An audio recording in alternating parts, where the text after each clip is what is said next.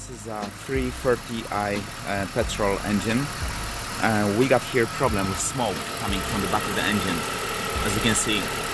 So by reading all the informations online, we believe that this is a rocket valve gasket cover that is leaking. So this movie will be to present you how to replace it. So this engine is slightly modified. As you can see here, I believe this is a gas installation which you got on the top, so your engine might look slightly different, but this means that your job will be easier.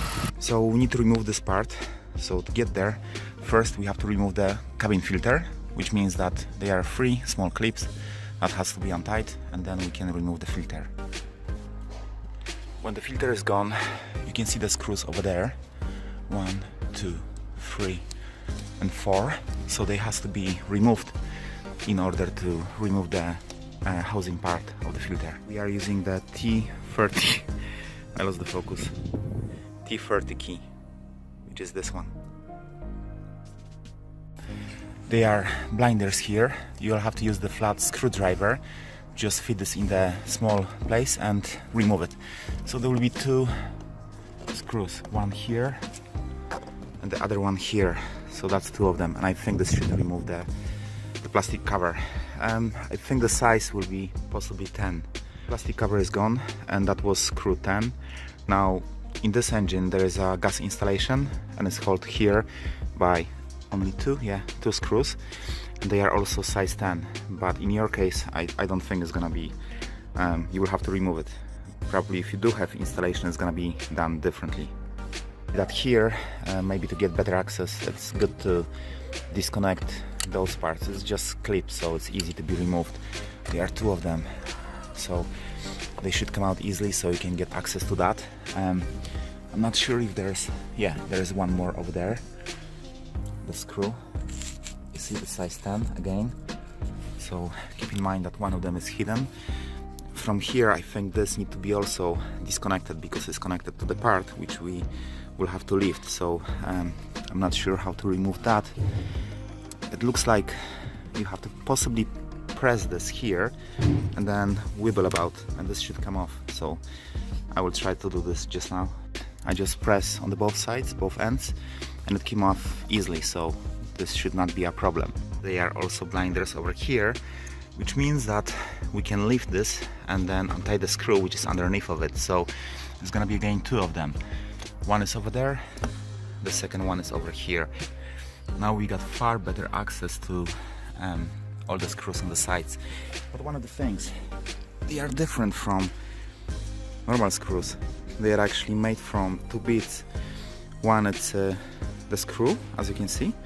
Then there is a washer, and then there is something like a rubber. It's more like a sealant. So they go over there. And then inside there is another one. For now, I will remove remaining ones and see what needs to be done next. This needs to be also disconnected and removed. So from where I can see, it's like you have to leave this up on the both ends, and when it's up, then you can remove the connection. So the metal thing you have to just leave on the both ends. This goes up, and then you're removing the connection. And afterwards, I think that it's gonna be good to remove the harness as well, because I think it's gonna just block, because it's attached to the top part. So I think this has to be disconnected as well. So first disconnect all the plugs, and afterwards we'll have to remove this. But I also see that there is I think this is a ground connection which goes over there, and I'm not sure if this is the only one. I think so. I think this is the only one. So this will have to be untied as well. But because this is quite a tight place, you might lose the screw. So there are 2 ways: or you got magnet where you can catch it, or sometimes what I'm using, it's a bit of I don't know how you're calling it, a bit of this. I'm attaching this to the key, so the screws will stuck to it. So if you don't have a magnet, then you can use something like that to remove those. Now to remove the wire harness, you can see here they are clips, so you have to use the flat screwdriver. Just push this out, and they are on the both ends. So by just pushing the screwdriver like that. Here you can lift it and just release it. Be careful with that because this is a plastic, which means that it can easily break, so don't try to force it, just do this gently. But like I said, this is on the both ends, because I can see that here is another one, you see?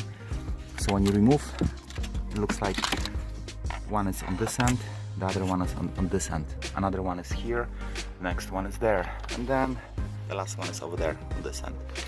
So gently move this by the screwdriver and you will manage to release it. Then just take it off the way, so just leave it like that. The next step will be to remove the coil. So for what I can see, it's gonna be those screws. So I think they are size 8. I don't think they are 10s. Let's see.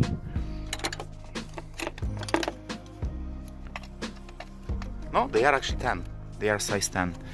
So you have to remove those then, every single one for every single coil. Also, I know that coils doesn't work well if you mix them up because they have to be programmed, so I would recommend to mark them up. So just, you know, add one number, then the second one, the third, the fourth, and so on, so you can put them back in the same order. So keep this in mind. I can see that there is a screw. This one is size 8. There is another one on other side, also size 8, and that there are two size 10, which is here, and another one is there, so they will need to go as a next. I realized that there is another 10, so you got additional here 110, there is another 110, which means that there are 4 of them, not 2, sorry. There will be still washer in it, so the rubber one, so I would recommend to use the screwdriver just to bend it and remove it, so don't forget that there are things like this as well. With all the parts gone, make sure that you're moving the wires away, and then what I did, I just try to force it on one end, put the screwdriver a little bit and gently push this high, so it started to come off. So with all of this gone, in my case, I need to hold this up and just remove the part to get to the valve cover, so valve gasket, sorry. So that's the next step. The valve cover gone, I would recommend to remove all the oil, because it looks like there is a lot of oil that drop on the side, so I would recommend to clean it all the way through, like, you know, so there will be no old oil exposed anywhere. So it's gonna be good background for the new O-ring, so O-ring for the new gasket. So yeah, so this is gonna be the next step. That's the old gasket. I was trying to, yeah, as you can see, I was trying to lift it and it looks like it's just breaking down. It's hard like a plastic, so definitely it needed to be replaced. And as you can see, it's breaking down anyway. I haven't even touched that, so that's the new gasket. I will not recommend which one you should buy, because, you know, if I would recommend the wrong one, then I don't want to be the one to be blamed. So it is completely up to you which one you will buy. This is my set.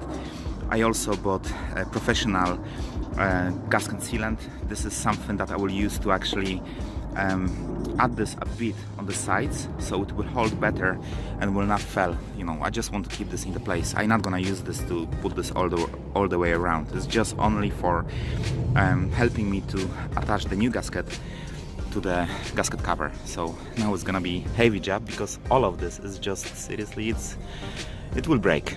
All of this will break. That's just like a plastic. Oh yeah, as it is. I would recommend to gently put the screwdriver on the edge and then walk the way around it, so you will just make it loose, and in this way you will manage to remove it. Don't try to just break it completely, because you might have some problems further on to remove the small bits of it. So try to go around it and just force it this way. So, you know, it's not easy. I found the best way is just force it down and just gently go all the way through. So again, try to find the best way where you can actually put the screwdriver and work your way around it. With the all the gasket gone, just make the cleaning, just make sure that everything is ready for the new gasket. So you can just clean everything all the way through, just leave it nice and clean. So I've cleaned this from the old parts of the gasket, so now everything is good. The new one go in the way where this bit go on the outside and then this go on the inside. So you're placing this to the position. This actually is quite fairly secure, but still what I will do, I will adjust wheel drop on the corners of gasket sealant, and with this should give extra security. Also in the positions like here it should be fine, but in the places like that, like here, I will also add the wheel drop on the corners just to make sure that it will stack properly, because I don't want this to just change the position and then cause the leakage, especially because you will test this when everything will be put back together, so that will be quite late for any corrections. So make sure that you will do everything right on the first time. What I just found is that there were bits of gasket here, as you can see on those screws. That's the old one, that's the old gasket. So before you will place it, make sure that all those bits are gone. So I found one here, I removed this, but you can see that there's another one there and further on as well. So make sure that all bits and pieces of the old gaskets are gone, because if not, then this will leave the new gasket and you will have not properly sealed the compression. So make sure that all the old gasket is gone. Now with the gasket cover back, now what we need to do is do everything as a reverse engineering. So what I would recommend to do is keep in mind that those screws, they were not tied too heavily, which means that if you will try to tie them heavily, you can break them. So try to do them up to the point where you feel resistance and don't push them too far, because you can break them. So this should be all, to be honest. Yeah, but don't rush, do this slowly, do this properly. The engine is running for something like 10 minutes now. There is no smoke at all, there is no smell. Engine is stable, so the job is done. So to be honest, putting this pack together was quite straightforward and easy, and as long as you will not push any screws too hard, everything will be good. I don't know if you can hear, but you can see on the revs they are pretty stable, nothing's shaking, so that looks like a good job. So I hope this movie will be useful for some of you guys, and I wish you all the best of luck. Thank you for watching.